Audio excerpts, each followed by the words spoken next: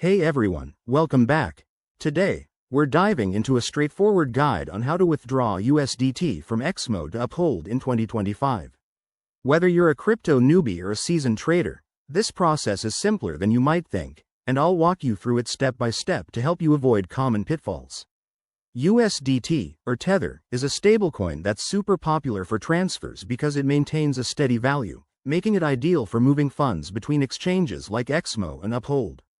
First things first, make sure you have accounts set up on both XMO and Uphold, and that your Uphold wallet is ready to receive USDT. Start by logging into your XMO account. Once you're in, head over to the Wallets, or Balance, section to view your assets.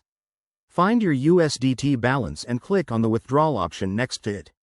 Now, select USDT as the cryptocurrency you want to withdraw. You'll need to enter the recipient's wallet address, that's your Uphold USDT address. Double-check this address because one wrong character could send your funds into the void forever.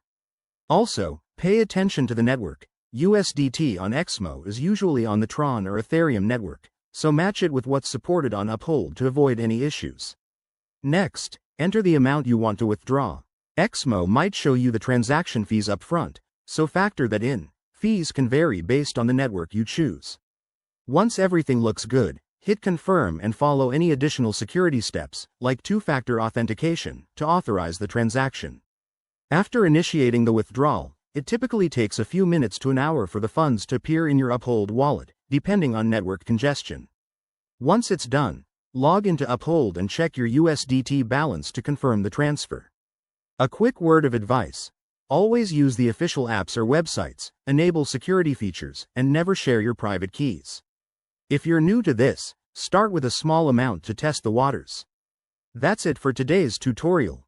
If you found this helpful, give it a thumbs up, subscribe for more crypto tips, and drop your questions in the comments below.